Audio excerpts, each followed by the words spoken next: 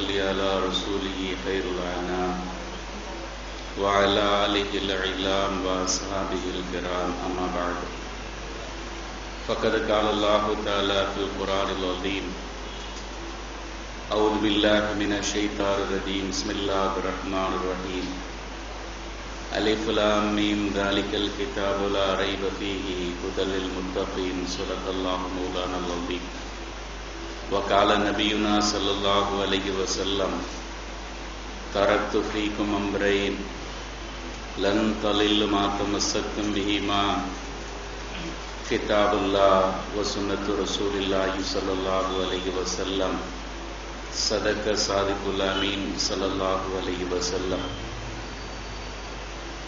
புகழ் அனைத்தும் அல்லாஹ் ஒருவனுக்கே உரித்தாக. அவனுடைய சாந்தியும் சமாதானமும் சத்திய தூதர் ஹதரத் ரசூலுல்லாஹி ஸல்லல்லாஹு அலைஹி வஸல்லம் அவர்கள் மீதும் அன்னாருடைய வாழ்க்கை வழிமுறைகளை அப்படியே பின்பற்றிய சத்திய சஹாபாக்கள், தாபீன்கள், தபா தாபீன்கள், நல்லவர்கள், நம்மவர்கள் அனைவர் மீது உரித்தாக. பேரன்புமிக்க பெரியோர்களே, சங்கைக்குரிய அல்லாஹ்வின் நல்லடியார்களே, கடந்த சில தினங்களுக்கு முன்பாக மும்பையில் நடந்து முடிந்திருக்கிற ஆசியாவினுடைய மிக பெரும் பணக்காரரும் தொழிலதிபருமான முகேஷ் அம்பானியினுடைய மகன் ஆனந்த் அம்பானியினுடைய திருமணத்தையும் அந்த திருமணம் சார்ந்த நிகழ்வுகளை குறித்த செலவீனங்களும் உலக அளவில் மிக பெரும் பேசுபொருளாக மாறியிருக்கிறது என்பதை நாம் எல்லாம் அறிந்திருக்கிறோம். உலக வரலாற்றில் இப்படிப்பட்ட ஒரு திருமண நிகழ்வு, ஆடம்பரமான கோலாகலமான ஒரு திருமணத்தை உலகம் இதுவரை கண்டதில்லை என்று சொல்லும் அளவிற்கு எல்லோரும் வியந்து பார்க்கிற விதத்தில் அந்த திருமணத்தினுடைய நிகழ்வுகளும் செயல்பாடுகளும் செலவீனங்களும் அமையப்பெற்றிருப்பதை நாம் காண முடிகிறது. சுமார் 5000 கோடி ரூபாய் இந்த திருமணத்திற்காக மட்டும் செலவழிக்கப்பட்டிருக்கிறது என்று சொல்லப்படுகிறது. ஆனால் உண்மையிலேயே அந்த திருமணத்தினுடைய கலந்து கொண்ட விஐபிகள், சர்வதேச தலைவர்கள், அவர்கள் தங்க வைப்பதற்கான ஏற்பாடுகள், அவர்களை அழைத்து வருவதற்காக செய்யப்பட்டிருக்கிற விமானங்கள் உள்ளிட்ட பல்வேறு விஷயங்களை வைத்து பார்க்கிற போது 5000 கோடி என்பது கூட குறைவுதான், அதைவிட அதிகமாகத்தான் ஆகியிருக்கும் என்று சொல்லுகிற அளவிற்கு இந்த திருமணத்தினுடைய செலவினங்கள் அமையப்பெற்றிருப்பதை நாம் பார்க்கிறோம்.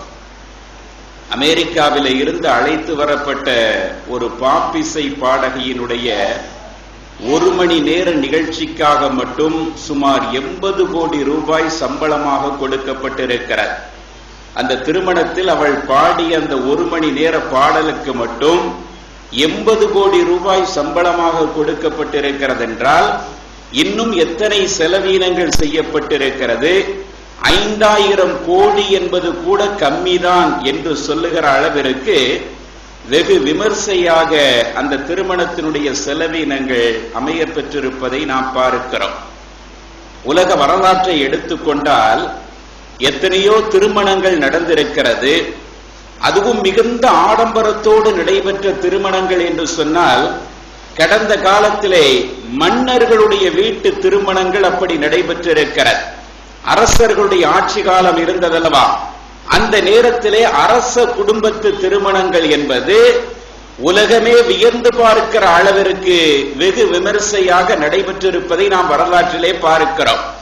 குறிப்பாக சொல்ல வேண்டும் என்றால் கடந்த 50 ஆண்டுகளில் சர்வதேச அளவில் நடைபெற்ற திருமணங்களில் 2 திருமணங்கள் உலகை திருப்பி பார்க்க வைத்த திருமணங்கள் என்று சொல்லப்படுகிறது. என்ன 2 திருமணங்கள் என்றால், ஒன்று ஐக்கிய அரபு அமீரகம் என்று அழைக்கப்படுகிற அமீரகத்தினுடைய முக்கிய அங்கமாக இருக்கக்கூடிய துபாயினுடைய தற்போதைய மன்னர் முகம்மது பின் ராஷித் அல் மக்தூம் என்று அழைக்கப்படுகிற அந்த மன்னருடைய திருமணம் 1979 ஆண்டு நடைபெற்றது. அது அரபுலக வரலாற்றிலேயே அப்படி ஒரு திருமணத்தை அரபுலகம் கண்டதில்லை என்று சொல்லுகிற அளவிற்கு வெகு விமர்சையாக நடைபெற்றது என்பதை நாம் பார்க்கிறோம். 1979 இப்பொழுது மன்னராக இருக்கக்கூடிய அவருடைய திருமணம் நடைபெறுகிற போது அதற்கு முன்பு அப்படி ஒரு செலவீனம் அதிகமான திருமணத்தை அரபுலகம் கண்டதில்லை என்று சொல்லப்படுகிறது. 7 நாட்கள் அந்த திருமண நிகழ்வுகள் நடந்திருக்கிறது. மணமகளுக்கு அரசர் சார்பாக என்ன மகராக கொடுக்கப்பட்டது என்றால் 20 ஒட்டகங்களை தங்க நகைகளாலும் வைர நகைகளாலும் ஜோடிக்கப்பட்ட நிலையிலே அலங்காரம் செய்யப்பட்டு அதை மகராக கொடுத்து அந்த மணமகளை மணமுடித்தார் என்பதை நாம் வரலாற்றிலே பார்க்கிறோம். ஆக 1979 அமீரகத்திலே நடைபெற்ற அந்த முகம்மது பின் ராஷித் என்பவருடைய திருமணம் உலக அளவில் ஆடம்பர திருமணமாக அதிக செலவு மிக்க திருமணமாக பேசப்பட்டது. அந்த நேரத்தில் அந்த திருமணத்திற்கு செலவழிக்கப்பட்ட தொகை எவ்வளவு தெரியுமா?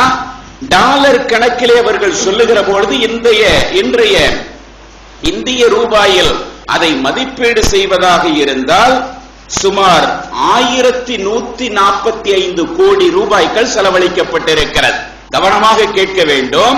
அரபலகத்தினுடைய மிகப்பெரிய திருமணமாக பார்க்கப்படுகிற முகம்மது பின் ராஷிதுடைய திருமணம் 1145 கோடி ரூபாய் செலவில் பிரம்மாண்டமாக 7 நாள் திருமணமாக 7 நாள் நிகழ்வாக அது கொண்டாடப்பட்டதை நாம் பார்க்கிறோம். அதற்கடுத்து உலகமே வியந்து பார்த்த ஒரு திருமணம் இருக்கிறது என்று சொன்னால் இங்கிலாந்தினுடைய இளவரசராக இருந்த சார்லஸுக்கும் அவருடைய மனைவி டயானாவிற்கும் மத்தியிலே நடைபெற்ற திருமணம் தான் சென்ற நூற்றாண்டினுடைய மிகப்பெரிய ஆடம்பர திருமணம் என்று வரலாற்றிலே குறிப்பிடப்பட்டிருக்கிறார். அந்த நூற்றாண்டினுடைய திருமணங்களிலேயே அதிகமான செலவீனங்களை கொண்ட திருமணமாக சார்லஸ் டயானாவினுடைய திருமணம் பார்க்கப்படுகிறது. அந்த திருமணத்தினுடைய நிகழ்வுகள் எல்லாம் இன்றும் வரலாற்றிலே எழுதப்பட்டிருக்கிறது. பல நாட்கள் விழாக்களாக கொண்டாடப்பட்ட அரச குடும்பத்தினுடைய திருமணம். பிரிட்டிஷாருடைய கரத்தில் தான் இந்த உலகத்தின் பெரும் பகுதி இருந்த ஒரு காலகட்டம் இருந்த சூரியன் மறையாத சாம்ராஜ்யம் என்று சொல்லிக் கொண்டிருந்த அந்த பிரிட்டிஷினுடைய இளவரசராக இருந்த சார்லஸ் டயானாவினுடைய திருமணம் எத்தனை கோடி ரூபாய் செலவிலே நடத்தப்பட்டது என்று பார்த்தால் சுமார் 1362 கோடி ரூபாய் செலவிலே நடத்தப்பட்டது. அதுதான் அந்த நூற்றாண்டினுடைய மிக பெரும் அதிகமான செலவினத்தை கொண்ட பிரம்மாண்டமான திருமணம் என்று சொல்லப்படுகிறது. அந்த திருமணம் நடைபெறுகிற பொழுது பார்த்தால் தொலைக்காட்சியிலே அது லைவாக ஒளிபரப்பு செய்யப்பட்டது.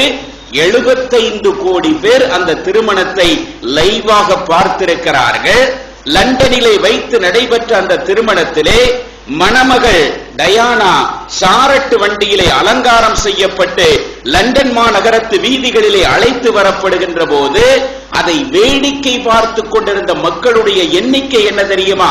வரலாறு சொல்லுகிறது 20 லட்சம் மக்கள் அதை வேடிக்கை பார்த்து கொண்டிருந்தார்கள். அப்படியானால் அந்த திருமணத்திலே எவ்வளவு பேர் கலந்திருப்பார்கள் என்று எண்ணி பாருங்கள்.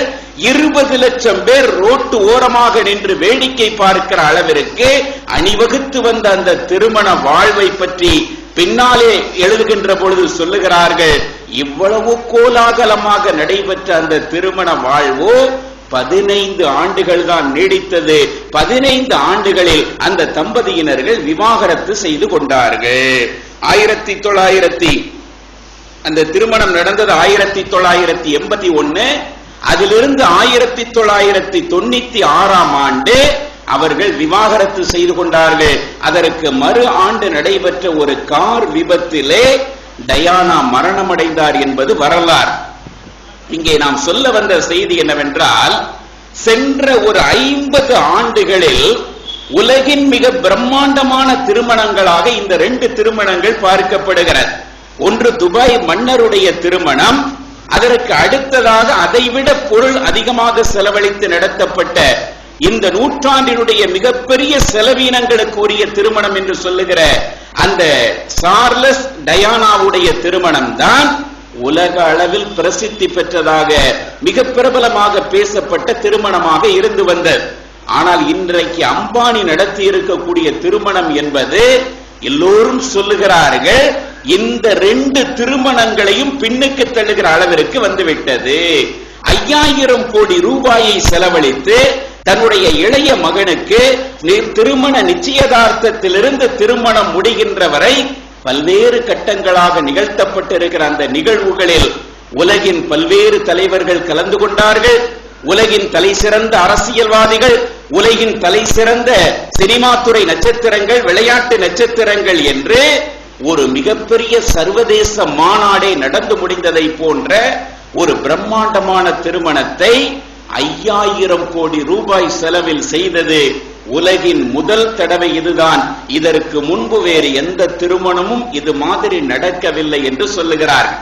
இந்த நேரத்தில் நாம் புரிந்து கொள்ள வேண்டிய செய்தி என்னவென்றால், சமூக ஊடகங்களிலே சில பேர் இந்த திருமணங்களை விமர்சித்து கருத்துக்கள் பதிவிட்டு வருகிறார்கள். சில பேர் அவருடைய செல்வாக்குக்கு இதுவெல்லாம் ஒரு பெரிய விஷயம் இல்லை என்று அவர்கள் சில பேர் கருத்து சொல்லி வருவதை பார்க்கிறோம். நம்மவர்கள் சமூக ஊடகங்களிலே எழுதுகிற போது நபிகள் நாயகம் ஸல்லல்லாஹு அலைஹி வஸல்லம் அவர்கள் சொன்னார்கள், செலவு கம்மியாக நடத்தப்படுகிற திருமணங்கள் தான் பரக்கத்தான திருமணம், வீண் விரயம் இல்லாமல் இருக்கிற வாழ்க்கை தான் பரக்கத்தான வாழ்க்கை என்பன போன்ற அந்த ஹதீசுகளை எல்லாம் எடுத்து போட்டு அந்த திருமணத்தோடு ஒப்பீடு செய்து பேசுவதை நாம் பார்க்கிறோம். முதல் நாம் ஒன்றை விளங்கிக் கொள்ள வேண்டும்.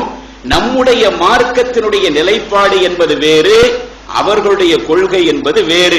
அவர்கள் இஸ்லாத்தை பின்பற்றியவர்கள் அல்ல. அவர்களுடைய கொள்கை என்பது வேறு, வாழ்க்கை முறை என்பது வேறு, மறுமை வாழ்க்கை என்பதை அவர்கள் நம்பாதவர்களாக இருக்கிறார்கள். இந்த உலகத்தினுடைய யதார்த்தம் என்ன என்பதை புரியாமல் அவர்கள் வேறு கொள்கையிலே வாழ்ந்து கொண்டிருக்கிறார்கள். எனவே வீண் விரயம் என்பதோ இது அளவுக்கு அதிகமான செலவீனத்தை கொண்டது என்பதோ அவர்களுக்கு புரிந்து கொள்ளக்கூடிய சூழ்நிலையில் அவர்கள் இருக்க மாட்டார்கள் என்பதை முதலில் நாம் தெரிந்து கொள்ள வேண்டும்.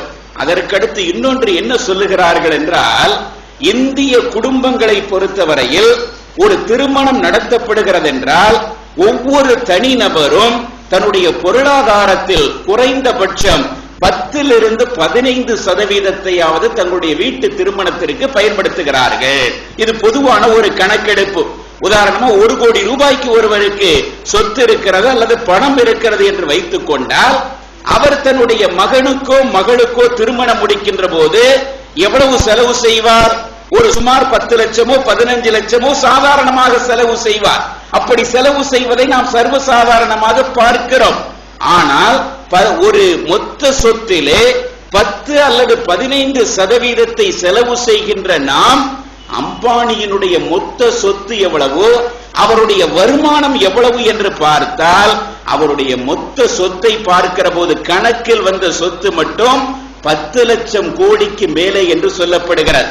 கணக்கில் வராதது எவ்வளவு இருக்கிறதோ, பினாமிகளுடைய பெயரில் எவ்வளவு இருக்கிறதோ அது தெரியவில்லை. 10 லட்சம் கோடிக்கு மேலாக சொத்தை கொண்டிருக்கிற, ஒவ்வொரு நாளும் கோடிக்கணக்கான ரூபாய்கள் வருமானம் ஈட்டக்கூடிய ஒரு நபர் இந்த திருமணத்திற்காக செலவழித்திருக்கிற தொகை எவ்வளவு என்று பார்த்தால் வெறும் 0.5% தான் என்று சொல்லுகிறார்கள். ஒரு சராசரி இந்திய குடும்பம் தன்னுடைய வருமானத்தில் 10-15% செலவு செய்வதை சாதாரணமாக பார்க்கிற நாம் இவ்வளவு பெரிய நிலையில் உள்ள ஒருவர் செலவழித்திருக்கிற தொகை எவ்வளவு என்று பார்த்தால் வெறும் 5% தான். அவரை பொறுத்தவரையில் இது மிகுந்த சிக்கனமான திருமணம் என்று சில பேர் இதற்கு கருத்து சொல்வதை நாம் பார்க்கிறோம். அதுவும் கூட உண்மையாகத்தான் தெரிகிறது. ஆடம்பரம் என்பதும் வீண் விரயம் என்பதும் அவரவருடைய பொருளாதார நிலைக்கு தக்கவாறெல்லாம் மாறுபடுகிறது. 1 கோடி ரூபாய் சம்பாதிக்கிற ஒருவன் 1.5 கோடிக்கு செலவழித்தான் என்று சொன்னால் அவன் ஆடம்பரமாக செலவழிக்கிறான் என்ற அர்த்தம். அதே நேரத்தில் 10 கோடி ரூபாய் சம்பாதிக்கின்ற ஒருவன் 2 கோடி ரூபாய் செலவழித்தான் என்று சொன்னால் அவன் சிக்கனமாக செலவழிக்கிறான் என்ற அர்த்தம். இந்த பார்வையோடு நாம் பார்த்தோம் என்று சொன்னால் அவரை பொறுத்து இதுவெல்லாம் ஒரு பெரிய விஷயம் இல்லை என்று சில நிபுணர்கள் கருத்து சொல்வதை நாம் பார்க்கிறோம். எது எப்படியோ இந்த இடத்திலே நாம் புரிந்து கொள்ள வேண்டிய ஒரு செய்தி என்னவென்றால், செல்வம் என்பது அல்லாஹ் தஆலா மனிதர்களுக்கு கொடுத்திருக்கிற மகத்தான ஒரு அற்புதம். பெருமானார் ஸல்லல்லாஹு அலைஹி வஸல்லம் அவர்கள் சொல்லி காட்டுவார்கள் அல்லவா, நாம் அதிகமாக கேள்விப்பட்டு இருக்கக்கூடிய செய்தி, 5 நிலைகள் வருவதற்கு முன்பாக 5 நிலைகளை நீங்கள் பயன்படுத்திக் கொள்ளுங்கள். அதிலே வாலிபத்தை பற்றி சொல்லுகிறார்கள், ஆரோக்கியத்தை பற்றி சொல்லுகிறார்கள், ஓய்வை பற்றி சொல்லுகிறார்கள், வாழ்வை பற்றி சொல்லுகிறார்கள்.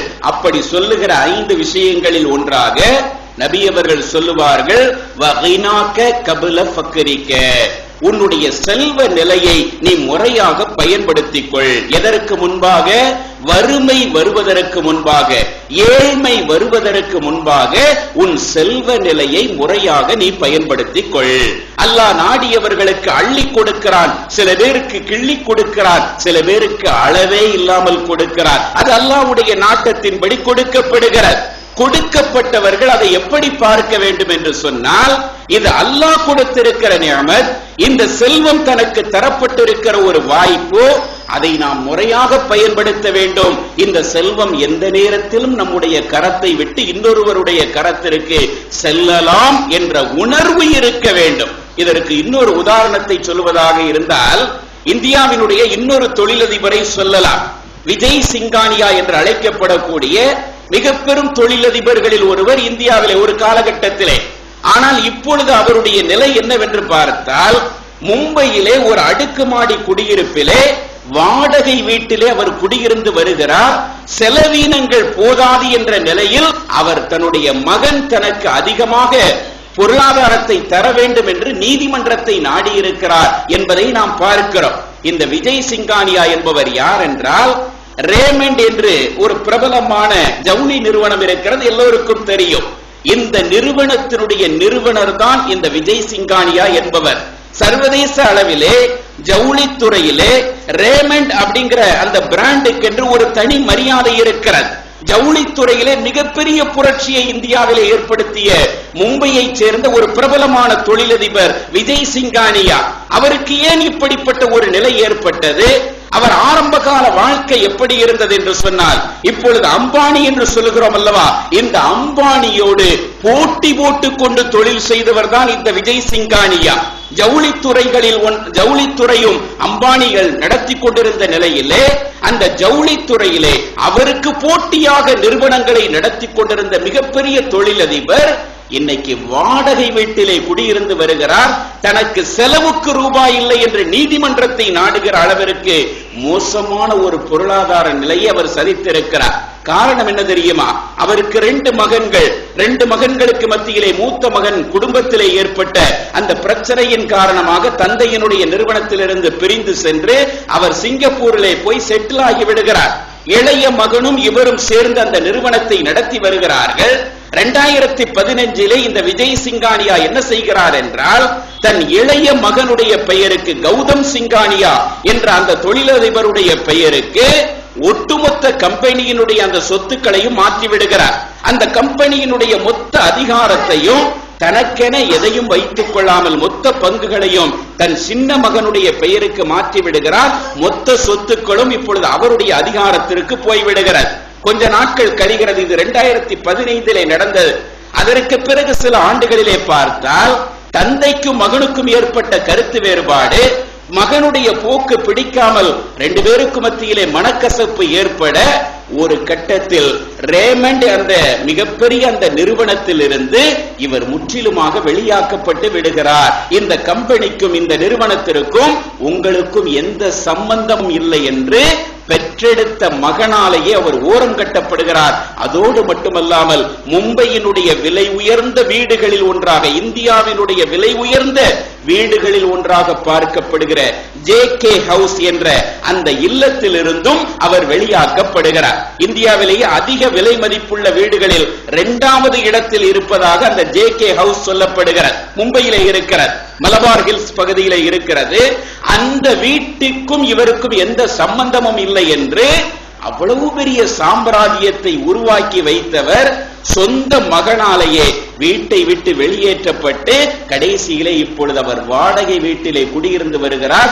நீதிமன்றத்திற்கு இப்பொழுது வழக்கு தொடுத்திருக்கிறார். என் மகன் என்னை ஏமாற்றி விட்டார், எனக்கு செலவுக்கு பணம் போதவில்லை, அவன் என்னுடைய சொத்துக்களை எல்லாம் வாங்கி கொண்டு நடுத்தெருவில் விட்டுவிட்டான் என்று இவ்வளவு பெரிய சாம்ராஜ்யத்தை உருவாக்கிய இப்பொழுது 85 வயது நிறைவு செய்திருக்கிற விஜய் சிங்கானியா நீதிமன்ற படிகளிலே ஏறி இறங்கிக் கொண்டிருப்பதை நாம் பார்க்கிறோம். சமீபத்திலே கூட அவருடைய பேட்டிகள் எல்லாம் தொலைக்காட்சியிலேயும் சமூக ஊடகங்களிலேயும் பரபரப்பாக வெளிவந்ததை நாம் பார்த்திருப்போம். சொல்ல வந்த செய்தி என்னவென்றால், செல்வ நிலை எப்பொழுதும் மாறலாம்.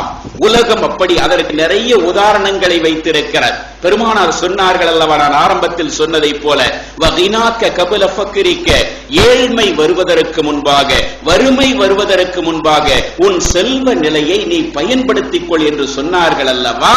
அந்த உணர்வு செல்வந்தர்களுக்கு இருக்க வேண்டும். எவ்வளவு வேண்டுமானாலும் அல்லாஹ் அனுமதித்த பாதையில் செலவழிப்பதற்கு மார்க்கம் எந்த தடை, சம்பாதிப்பதற்கோ அதை முறையான வழியில் செலவு செய்வதற்கோ மார்க்கம் எந்த தடையையும் விதிக்கவில்லை. ஆனால் அந்த செலவீனங்கள் உங்களுக்கும் உங்களுடைய தலைமுறைக்கும் உங்களுடைய வருங்கால வாழ்க்கைக்கும் வறுமை வாழ்க்கைக்கும் பயன் தருமா என்ற விதத்தில் யோசித்து பார்த்து செலவழித்தால் அவர்கள் வாழ்க்கையிலே வெற்றி பெறுவார்கள் என்பதை நபிகள் நாயகம் ஸல்லல்லாஹு அலைஹி வஸல்லம் அவர்கள் பல்வேறு கட்டங்களில் சொல்லி இருக்கிறார்கள். எனவே பொருளாதாரம் என்பது அல்லாஹ்வுடைய அருளாக அது கொடுக்கப்படுகிறது. அதை முறையாக பயன்படுத்த வேண்டும். எந்த அளவிற்கு முறையாக பயன்படுத்த வேண்டும் என்றால், தன் மரணத்திற்கு பிறகும் தனக்கு பயனளிக்கின்ற விதத்தில் அதை பயன்படுத்த வேண்டும். வாரிசுகளுக்கு சொத்துக்களை சேர்த்துக் கொண்டே இருக்கிறோம். என்னவெல்லாமோ தவறுகள் செய்து, என்னவெல்லாமோ தில்லாலங்கடி வேலைகளை செய்து நம்முடைய வாரிசுகளுக்கு சொத்துக்களை சேர்த்துக் கொண்டே இருக்கிறோம். ஆனால் நாம் இறந்ததற்கு பிறகு யாரும் நமக்கு கை கொடுக்க மாட்டார்கள். நம்முடைய பிள்ளைகள் ஒரு சில ஆண்டுகள் பிரார்த்தனை செய்வார்கள். அவர்களுடைய வாழ்க்கைக்கு பிறகு அந்த பிரார்த்தனை கூட இல்லாமல் போய்விடும். நமக்கென நாம் என்ன தயாரித்து வைத்திருக்கிறோம் என்பதை ஒவ்வொரு செல்வம் படைத்தவர்களும் யோசித்து அதற்கு தகுந்தாற் போல் வைத்துக் கொள்ள வேண்டும். அந்த நிலையில் வாழுகிறவர்களுடைய வாழ்க்கை தரம் என்பது வாழையடி வாழையாக அவர்களுடைய சமுதாயத்தை, அவர்களுடைய சந்ததிகளை வாழ வைக்கும் என்பதையும் நபிகள் நாயகம் ஸல்லல்லாஹு அலைஹி வஸல்லம் அவர்கள் தெளிவுபடுத்தி இருப்பதை பார்க்கிறோம். ஒரே ஒரு செய்தியை மட்டும் சுருக்கமாக சொல்லிக் கொண்டு முடிக்கிறேன். பெருமானாருடைய காலத்திலே நஜிது தேசத்தினுடைய மக்கள் எல்லாம் கைதிகளாக பிடிக்கப்படுகிறார்கள். நஜிது தேசம் இஸ்லாமிய வசம் வந்து விடுகிறது. கைதிகளாக பிடிக்கப்பட்டிருக்கின்ற நபர்களிலே சஃபானா என்ற ஒரு பெண்மணியும் இருந்தார். அவர் யார் என்றால், ஒரு காலகட்டத்திலே நஜிது தேசத்திலே வாழ்ந்த மிகப்பெரிய பணக்காரராகவும் மிகப்பெரிய கொடைவள்ளலாகவும் வாழ்ந்த ஹாத்திமு தாயி என்பவருடைய மகள் இந்த சஃபானா. இவர்களும் கைதிகளாக பிடிக்கப்பட்டிருக்கிறார்கள். பெருமானாரிடத்திலே பேசுகிறார்கள், அல்லாஹ்வுடைய தூதரே கருணை காட்டுங்கள். 2 நாட்கள் பேசுகிறார்கள். எந்த பதிலையும் பெருமானார் சொல்லவில்லை. 3வது நாள் அந்த பெண்மணி பெருமானாரிடத்திலே பேசினார்கள், அல்லாஹ்வுடைய தூதரே, நான் யார் தெரியுமா, என்னுடைய பாரம்பரிய எண்ணம் தெரியுமா, என் தந்தை யார் தெரியுமா என்று தன்னுடைய தந்தையினுடைய வரலாற்றை நினைவு கூறுகிறார்கள். என் தந்தை இஸ்லாத்தை ஏற்கவில்லை, ஆனால் மிகப்பெரிய செல்வந்தராக இருந்தார், மிகப்பெரிய கொடை வள்ளலாக இருந்தார், தர்ம காரியங்களுக்கு நிறைய செலவு செய்வார், ஏழைகளுடைய திருமணங்களுக்கு அவர் நிறைய உதவி செய்வார், கஷ்டப்பட்டவர்களுக்கு கரம் கொடுத்து மேலே உயர்த்தி விடுவார். இப்படிப்பட்ட பண்பாடுகளை கொண்ட ஹாத்திமு தாயி என்பவருடைய மகள்தான் நான் என்று சொன்னவுடன் நபிகள் நாயகம் ஸல்லல்லாஹு அலைஹி வஸல்லம் அவர்கள், அடே ஹாத்திமு தாயினுடைய மகளா நீங்கள், அவர் எவ்வளவு பெரிய செல்வந்தர், எவ்வளவு பெரிய கொடைவள்ளல் என்று நான் கேள்விப்பட்டிருக்கிறேன் என்று சொல்லி அவருடைய மரியாதைக்காக சஃபானாவை விடுதலை செய்தார்கள். அதற்கு பின்பு அந்த ஒட்டுமொத்த கைதிகளையும் அந்த கோத்திரத்தார்களையும் விடுதலை செய்தார்கள். மரியாதையோடு அவர்களை நஜிது தேசத்திற்கு அனுப்பி வைத்தார்கள். அதற்கு பிறகு பார்த்தால் பெருமானாருடைய நடைமுறையினால் கவரப்பட்ட அந்த மக்கள் ஒட்டுமொத்தமாக இஸ்லாத்தை ஏற்றார்கள். இங்கே பாருங்கள், வரலாறு என்ன சொல்லுகிறது என்றால், ஒரு மனிதன் மாற்று மதத்தை சேர்ந்தவனாக இருந்தாலும் அவன் வாழும் காலத்திலே அவனுடைய செல்வத்தின் மூலமாக பல மக்கள் பயன்பெறுகிற விதத்தில் அவன் வாழ்ந்தான் என்று சொன்னால் அவனுடைய தலைமுறைகளுக்கு அல்லாஹு தஆலா நேர்வழியை கொடுப்பார். அவனுடைய வருங்கால தலைமுறை செழிப்பாக வாழும் என்பதற்கு இந்த வரலாறு ஒரு எடுத்துக்காட்டாக இருக்கிறது. எனவே ஆரோக்கியம் எப்படி அல்லாஹ்வுடைய அருளோ, ஓய்வு எப்படி அல்லாஹ்வுடைய அருளோ, இது மாதிரி செல்வ நிலை என்பது அல்லாஹ்வுடைய அருளாக இருக்கிறது. அதை உரிய விதத்தில் பயன்படுத்துகிற போது அது நமக்கும் பயன் தரக்கூடியதாக இருக்கும், நம்முடைய வாரிசுகளுக்கும் அது வளமான வாழ்க்கையை தரக்கூடியதாக இருக்கும் என்பதை நினைவுபடுத்திக் கொண்டு எல்லாம் வல்ல அல்லாஹு தஆலா அந்த மாதிரியான வாழ்க்கை முறையை நம் அனைவர்களுக்கும் இறைவன் தந்தருள் புரிவானாக. வாஹிர் தாவானா அனில் ஹம்துலில்லாஹி ரப்பில் ஆலமீன். ஸலாமு அலைக்கும் வரஹ்மத்துல்லாஹி தஆலா வபரகாத்துஹு.